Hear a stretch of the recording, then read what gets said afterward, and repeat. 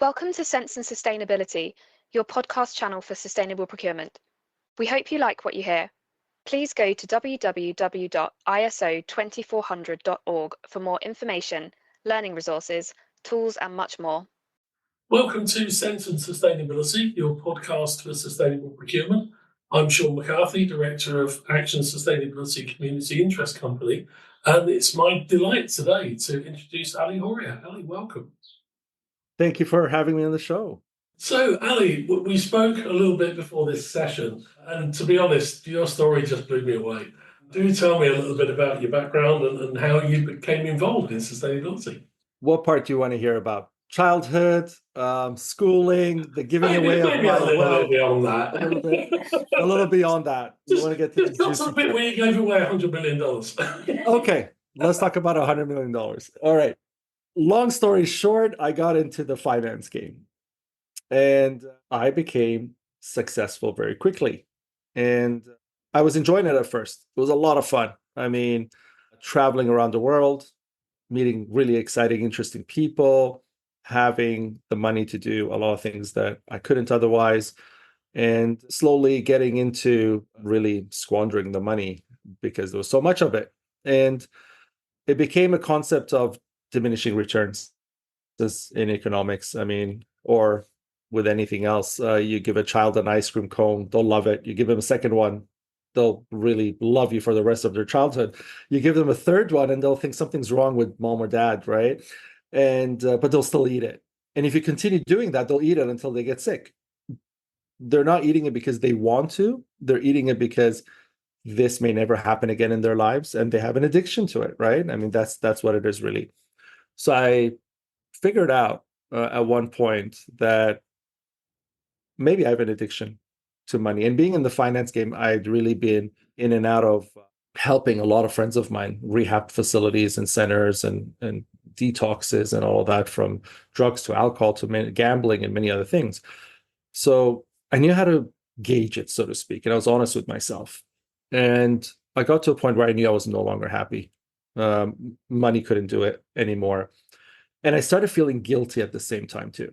Before becoming educated in the sustainability aspect of life, I was highly educated. I mean, we're talking, I had 3 master's degrees, post-grad, a couple of undergrads, and they were in various fields. So I had a good education. But nowhere in school do they teach about sustainability. At least, now it's starting to, but I mean, we're talking, late 1990s, early 2000s. There was just no concept of sustainability unless you're really in the field specializing in it, right? So I really didn't know that all my travels affected the places that I went to. All the help that I was doing in places that I thought I'm doing good for, I was actually not doing good by visiting them 2 or 3 times a year for no reason. And so a lot of things hurt me, in a sense, internally. And I got to a point where I said, I'm not doing good anymore. I'm really hurting people. I'm hurting myself. The money's not worth it. I need to have the kind of impact that I can genuinely be happy about. And I think a lot of people go through that. A lot of people go through questioning themselves as opposed to pointing fingers. When you're weaker, you point fingers. When you're stronger, you point a finger at yourself because you just have the shoulders to take accountability versus delegating that responsibility or accountability. And I did that. I took some time off and I thought, I'm going to take my money, close the fund.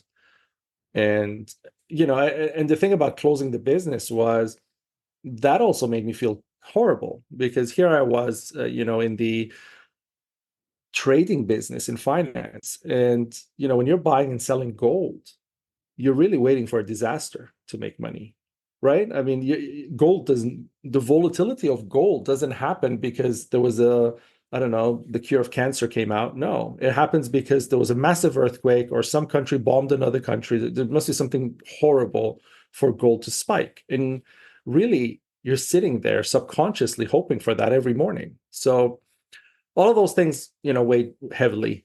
And I thought, I need to get out of this. I did. When we closed the fund, I had all this money. And I started acting like a tyrant, trying to do good, but in that tyrannical way that I know it's my money. I tell you how to fix the world, that kind of mentality. And so I realized if I'm really going to make a change, if I'm really going to use my intelligence and my knowledge and my travel experiences and everything else throughout my life to any good, I have to get rid of the money. And that was when I thought, yeah, I have to do this. I have to start from scratch. And when I was about to give it away, I had a lawyer's friend of mine, and he wouldn't let me give it away. He thought I'd gone insane. So I had to actually prove that I'm not insane to be able to give away the money. And so I did go through all this, and finally we gave it away. And I was homeless, Sean. I was homeless for 6 weeks. Yeah, $100 million to sleeping in a train station. Amazing. And yeah, and I traveled around Europe with very little money and slept, in parks and train stations and different spaces. And from Europe, I went to Turkey, still in Europe, out of Europe, to Asia, went to Iraq, some other countries. And I went to Egypt, a lot of different places. And I saw poverty from a different lens. I saw the social issues that we face from the real space we face it from, not from that ivory tower of thinking your philanthropy will change things, or the Horriyat Foundation is now going to come and wear a cape and rescue the world, like many others do, right? And I realized it's just not going to happen, which is why it took me 5 years of building back up from scratch and having all those experiences to where we are today. So that's a short story. That's a short but incredible and inspirational story. And it's, yeah, all credit to you, because I can't imagine many people having the courage to go from that position of fabulous wealth by most people's standards to actually, no, I'm going to kind of totally start again. How did that, I'm going to go off piece a little bit with a question now. How did that affect you psychologically? Because, you've talked about people in your world, in the financial services world, have addictive issues, and I've seen that as well with some people. But by kind of ridding yourself of all of that, but putting yourself under not insignificant pressure, kind of traveling around the world with nothing. Well, what did that do to your personality? So this is a story that, it should come with don't try this at home, kids, but yeah, and I'll tell you why. I'd really love everybody to have the experiences that I did, but it takes a level of confidence to be able to not break, right? And you go from complaining about, the Ritz suite. You go from actually complaining about a suite at the Ritz to sleeping in a park. That's a huge difference. I mean, it's something a lot of people can't fathom. And we see a lot of movies being made about people who went from, nobility or royalty and falling down, and then they just go mad and they die, and you sob story and you feel bad about them. And the reason I think that happens is because we can't handle it. We can't, like you said, we can't handle the pressure. We break. I think resilience, confidence, those were two things that I had growing up. Resilience was a strong suit because I was born in Dubai. And I grew up, partly in Dubai, partly in Europe, and the rest of it in North America. And let me tell you, when I was growing up in those countries, in Switzerland and Canada and the US, when they say, where are you from? And you say, well, I was born in Dubai, I'm from Dubai. It wasn't like it is today. It was kind of like, where is that? What is that? And you had to kind of point at a map and say, you see this, Gulf and Iran and these bigger historical countries that people knew, Saudi Arabia contextually, or Egypt, it's somewhere around there, right? And it wasn't until, the wars, I mean, the Gulf Wars, that people really started to understand these places exist. And then, of course, the fabulous wealth of Dubai came on point. But this is very recent. When I was growing up, was none of that. So I had to always fight to show people that I'm intelligent. I can be in this classroom. I can communicate with Westerners. I had teachers who used to, I still remember, I mean, they would speak a little slower when they spoke with me because they thought, oh, he may not understand the language. And meanwhile, I spoke, 4 languages fluently. And so I went through that and I grew up more resilient for it. And it built up my confidence because I realized, I'm doing really well. I mean, I'm getting top grades. I'm doing good. I'm on sports teams. I have a beautiful girlfriend, for example, things that, you valued at that point. And those things gave me confidence. And when I started making a lot of money, that confidence just like exploded. The ego just went, there wasn't a ceiling high enough to hold it. But in this space of giving everything up, that really came into power because I wasn't scared. I wasn't fearful of, hey, I could do this. I'm not going to be scared. And the experience that I had, many of the experiences lived with me and became what I'm doing today because I was able to take them in an embraceful manner as opposed to a fearful manner. So I remember one time I was in a train station in Istanbul, and somebody who was homeless there came by and he looked at me and he realized I'm new. He hadn't recognized, he's never seen me before. And he said, are you Turkish? In Turkish? And I understand. So I said, no. He said, are you Syrian? Because generally that was the population. And I said, no. And he's like, where are you from? And at that point I said, Canadian. And he looked at me and he looked at me again. He started laughing. He's like, no, really, where are you from? And I said, Canadian. And he's like, no. I pulled out my passport. I showed him a Canadian passport. He's like, Canadian homeless. Like, this is like, this is the first. I've seen it all now, right? And he said, have you eaten? And I said, no. He's like, you want to eat? I said, sure. And he takes me to this place where, shelter where they feed people. And he presents them with his card. And he gets some food and he starts speaking to the lady there, I remember. And she was arguing with him that she can't give him more food. And he pointing to me and she said, well, where's his card? And he's telling her he's a tourist and whatnot. And she's like, what kind of homeless tourist is this? So they started arguing. And then he said, forget it. He came back. I said, it's okay. Don't worry about it. He said, well, don't worry about what? I said, about the food. He's like, no, I was just arguing about something else because he thought I didn't understand. He said, we got food, right? Like he was showing me the package as if it's for the both of us. That generosity of a homeless person having one packet of food and sharing it with another human being in half, not knowing when they're getting their next meal, is like you giving away half of everything you have to another person, not knowing. Somebody you've never met. Yeah, exactly. To someone who knocks on your door. Imagine someone knocks on your door right now and says, Sean, I need 2,000 pounds. Just 2,000 pounds, no questions asked. And Sean says, sure, here. That will never happen. So that just happened to me. And I realized there's so much trust here. There's so much support. There's so much collective power. There's so much community in this space. And really, that's how they're living. That's how they're getting by. They're not getting by on government support. They're not getting by on the, measly meal they throw around or the pennies people throw at them. They're getting by on this collective power. That's what's feeding them. So things like this really empowered me. So for me, those few years were not at all anguish and despair or any of that, because, this is the most important part, you not only have to be hopeful, but you have to have purpose in your hope. So you have to be hopeful about a goal. You can't just be hopeful. A lot of people are like, oh, but I'm always happy, I'm always upbeat, and I don't let things get to me. And I say, that's great, but where are you going? Do you have a goal? Because if you don't have a goal and you're just hopeful, that just becomes, ignorance is bliss kind of thing, right? You're just happy for no reason, but you're just happy. But there's no reason for you to be happy.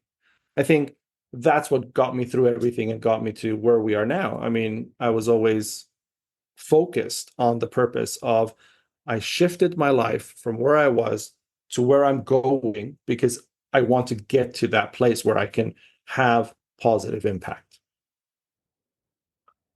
Fantastic. So, let's continue the story. So, what happened next, and where What happened next? So, next, I was so I traveled to some places, like I told you, Egypt, Iraq, and I went through some episodes as well. I mean, when I was in Iraq, there was a bombing that took out a school that I was helping build while I was there. And it was devastating because it was about a few weeks to the start of the season. And there's so many, impoverished people who were so excited about their children. And the children were so excited about going to school because children love, they do like going to school generally. I mean, at that age, at the younger ages. And I saw a lot of that happen. And I saw a lot of desperation in ways that I hadn't seen. And I saw people living in graveyards, taking over tombs and stuff and just using them as shelter and home, and things I hadn't seen before. So a lot of experiences, like I tell you. And I was then I came back from those places and I said, okay, now I need to get a community together to get something started. And I spoke to a few friends of mine who were in Europe, and I ended up in London. I came to London, and a friend of mine who had invited me said, okay, let's talk about what you want to do. What's the next step here?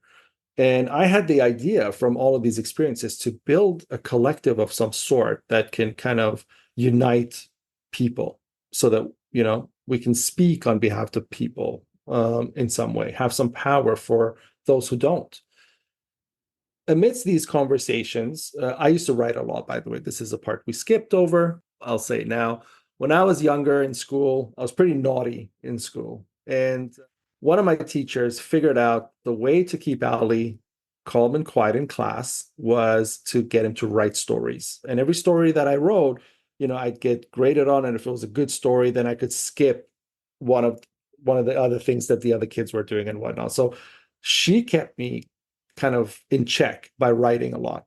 And that became a habit for me later. I started writing a lot. And then, all my education was really writing a lot of essays. And so it became second nature. Poetry, music, writing, all of it became second nature. And here I was writing a lot throughout these periods because, it helped me get through. And so this friend of mine, she was also a literary agent, and pretty successful one. One day, she just happened to be there reading some of the stuff, and she said, "This is pretty good. Do you mind if I share it with some people?" And I said, "Sure, yeah." I didn't think anything of it. I was never looking to publish anything. Comes back to me, and we had our talks and stuff, and then I left again. And I went back to Turkey again because it's kind of a base. I found some friends there that I could stay with, and it was a base that I had, so to speak, for the time being. She came back to me. I didn't think much of it. A few months later, and she said, "I could get you a contract." And I said, "Okay, what are we talking about?" And by then, the books had become something like, 9 books and some other essays and stuff that could be turned into a compilation of some sort. And she said, they're looking to make a 10-book series out of this. And we're talking about, one of the largest publishing houses. And she said, let's meet. And I said, okay. So Zoom meetings and whatnot, and then physical meetings. I went down there again. And that's where Compassivist really started, because the publishing house was not interested in what I had to say or how I wanted to say it or the story that I wanted to share. They were interested in the fact that there was something interesting in those books, and they wanted to market it in the way that they believed they can make an author out of me and kind of sell me. And part of this was I was trying to say, let's not print the books. Let's have them only digitally, kind of like music when it went out of the print space and came into Spotify, for not only for the environment and the paper and all the problems of paper issues, but also because of child labor. A lot of these books, when you buy them at the bookstore and you give them to your kids, and you're like, oh, the kids love the books, they're getting educated. Well, yeah, they're getting educated, but then there's another kid who's not only not getting educated, but is being trafficked so that your kid in another part of the world can get an education, so to speak, from these books. So I was not happy with that. And I raised that. And I said, you guys are part part of the biggest group. I mean, you guys were busted for this a few years back. It was in the news, and I confronted them and they said, yeah, but, we fixed it and whatnot. I said, regardless, I don't want to do it that way. And they came to me and they said, oh, and, you're going to do a country tour and you're going to go to different bookstores and you're going to speak and you're going to, sell the books and all of this. And I said, no. And then there was content changes in the books that I didn't like. So all of these things happened. And we got to a point where it was either me selling myself, or me saying no and continuing on the path that I'd set my mind to. And me selling myself at this point was really cheap for me because I could have just gone back to New York or Toronto and said, hey, I had a few years off. I'm back. And I'm sure I could have rebuilt myself very easily. I didn't need this book deal. I said no. As crazy as that sounded then, I said no. And I walked away from them. That reminded me of all of the books that I would see in a bookstore and think, how many of those people were in my shoes, but had to sign because maybe they had kids, maybe they had no other options, maybe they weren't as crazy as I am. And they're like, this is the world, this is how it works. I'm just going to go with the world. I'm going to go with the flow, right? Because who am I to change the world? I mean, Gandhi comes once in a century. It's not me. That's what people are saying. And so they sign, and they take their little bit of money, and to appease themselves, they will maybe give 10% or 5% of it to some cause that they really, believe in and try to help that way and feel good. Meanwhile, their books are the cause why the cause that they're trying to help is happening, right? So at that point, when I walked away, I said, okay, I told my friend, I said, I know what we need to do. We need to build a platform where people can come together, where people can really stand, where people can react to these things and change the market and change the way we flow. And because I really don't believe people are inherently evil. So these days, speaking sustainability, you see a lot of posts about Nestle is an awful company because they produce plastic bottles and, all these things, and all of these 20 companies of the world that are making 50% of all the emissions, and everybody's just attacking them. And I say to myself, well, if Sean, Ali, and, David and a million other people don't buy those plastic bottles, Nestle is not in the business of deteriorating the environment by making plastic bottles. That's not their success game. Their success game is profit. Wherever that profit comes from, that's where they're going. So it's our fault for directing the profit in that way. And I thought, now we need to create a space where we can tell Nestle, we want, for example, a sustainable manner. We want glass bottles or whatever it may be. We want that sustainable manner. But when we go into the Tesco's and the Walmarts and the Carrefours around the world, and we see that the plastic bottle is coming at, £1 for 6 bottles, but then the glass is £7 a bottle, well, it's not our fault at that point. The economics orders us and dictates that we should buy the plastic. That's where I thought we need to build the collective, is to somehow make the glass affordable to people. And when you can make the right choice affordable to people, that's when you can influence people to make the right decisions, because you can't tell people, don't do this, don't do that, don't do anything that's harmful, and pay money that you don't even have. And this is the way we're going to run the economy. And so, and then not penalize the people who could and don't.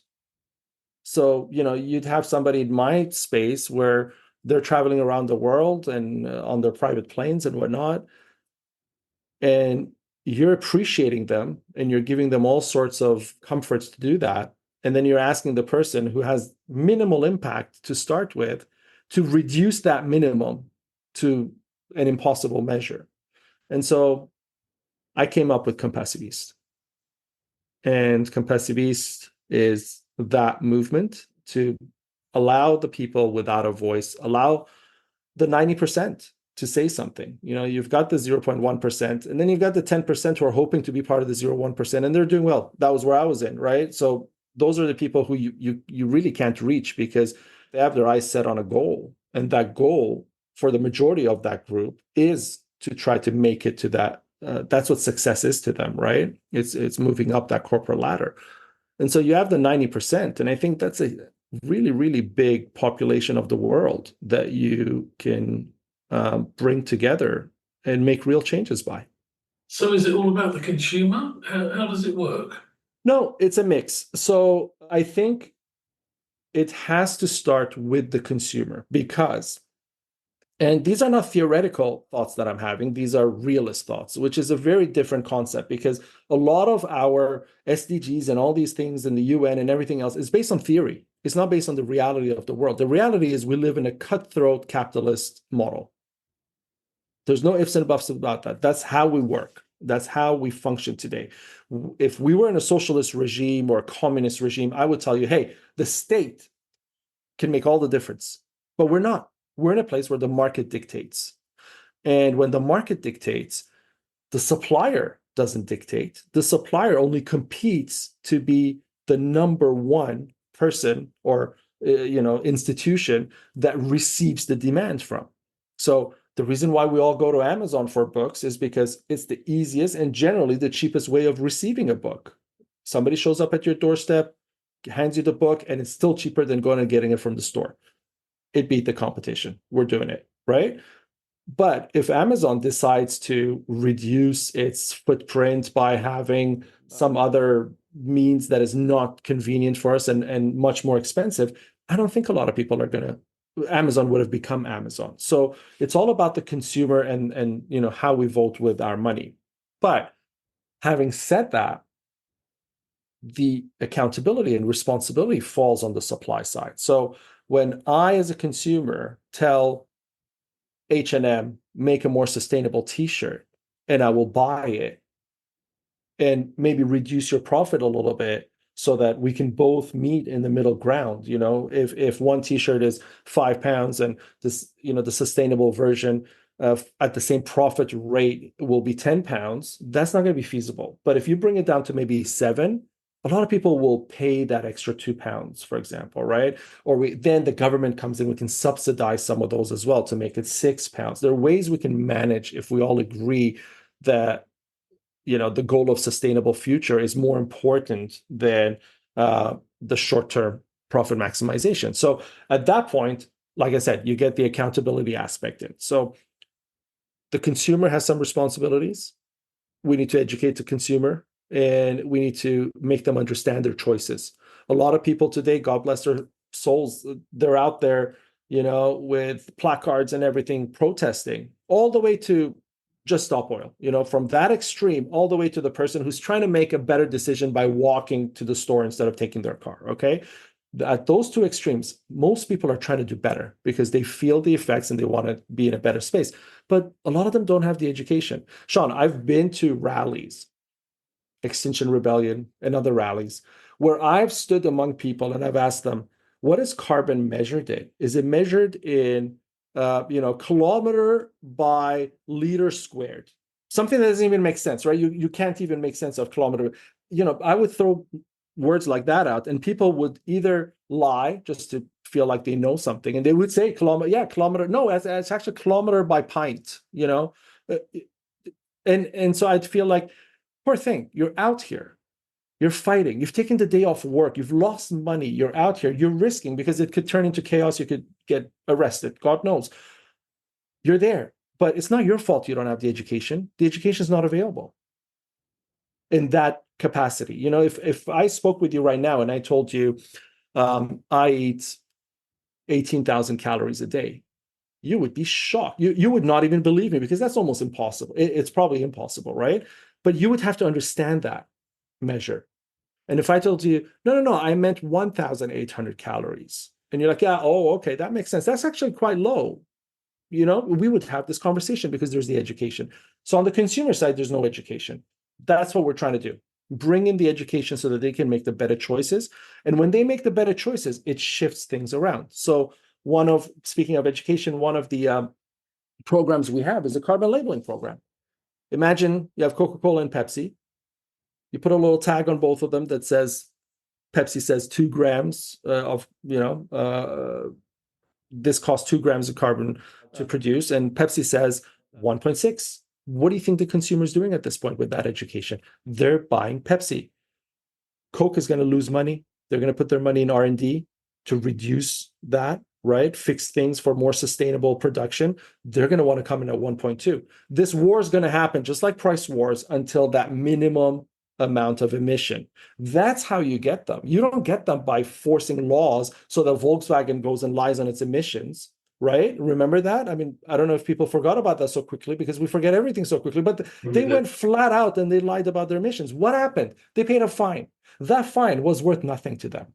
It was worth a few days of sales. They're like, okay, let's pretend we sold 15 Golf Rs, and they went to waste or something, and we lost the money or whatever. That's all it was. You're not going to fix them with regulations. But when people stop buying your car and start buying your competitor's car, you're going to change That's what happened. Look at Tesla. Tesla caused a revolution. It was in the States. No government in the world forced any car manufacturer to drop their V12s or W16s even, right? Even today, Bugatti can still make their cars and it's drivable in every country in the world. There's no sanction, no law, not even an extra tax for it. So no government's affected it. But everybody is going, even sports cars are going hybrid and electric. So the market is where you want to be. Now, the market dictates the supply chain. Again, the car industry. Look at what's going on. It's dictating it. You do that right, you have the power to now affect the politics, because now you've shifted the power from the corporate short-term profit maximization model where they enslave the government to their needs because they have the tax money. They're the big people in the game now, so they own you. Now you're shifting it to the consumer, to the people. So the people again have the vote, just like in the early days of democracies, a century and a half ago, where people still had a say in the politics. And the politician who came to become prime minister or president or an MP or whatever position they were going for had to actually respond to the public and not to the 3 people who endorsed them when they were running. And you shift that. So we have models, just like the carbon labeling model. We have models for all of these kind of changes. And I really believe in the arts. So the reason I believe in the arts is not because, I love museums and I love paintings, but expression is art. Us speaking right now is a form of art. Whether we do this on a podcast, whether I sing it, whether I paint it, they're all forms of art. And if we silence that expression, we don't have the motive to really relate to things that others express and to be in each other's minds and hearts and be able to build that collective. One of the most powerful art forms in the world to me, and I say this to people all the time, are 2 books, the Bible and the Quran. Between them, you're talking about almost 2/3 of the whole population of the world, right? Those are powerful art forms. Whatever's in there, I'm not arguing about what's in there and what's right or what's wrong, but I'm just saying it's powerful enough that 2/3 of the population of the world decide to, in some measure, agree in that collective of that art. So imagine if you cut that out, what would you really have? You'd really have no expression. You'd really have no movement. You'd have no momentum. It'd just be chaos and friction. There's no directive. But being that we have the ability to be artistic, and it's really innate within every human to be artistic, because every child, from the time they're born, they express through crying, through smiling, through different ways. We have to empower the arts. And we've lost it again because it's a social cause more than it's a profit cause. The reason we go to museums today, all around the UK, all around Europe. I mean, you can go to the Louvre and all the art that you see is mostly from hundreds of years ago. And it's because it was important. The social impact of your society and your community was valuable back then.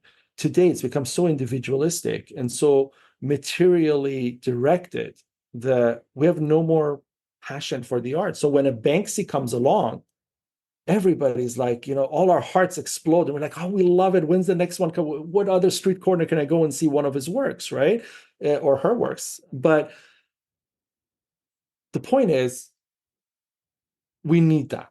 We need more of that. And imagine what would happen with 5,000 more of those, right? And so the programs we have in music, in publishing, in speaking, in TV, movies, kitchen, food, all of those programs that we have at Compassive Ease really touch on the arts as a starting point. You use the arts to fuel your movement, to ignite it. And when people come together and they understand that art and they understand what you're trying to do, they blend and merge into one powerful momentum. It reduces the friction. Ali, thank you very much for sharing such personal information, and I'm sure people are going to be inspired with your very thought-provoking feelings about the juxtaposition of making lots and lots of money against the impact that making that money has on the planet and the people on the planet. It's been an absolute pleasure talking to you so far. This is part 1 of 3 of our interviews with Ali, so please do look out for parts 2 and 3 to understand Ali's journey going forward. Thank you very much. Thank you for listening to our podcast on sense and sustainability. Please listen out for more episodes. For more information, learning resources, tools, and much more content on sustainable procurement, go to www.iso2400.org.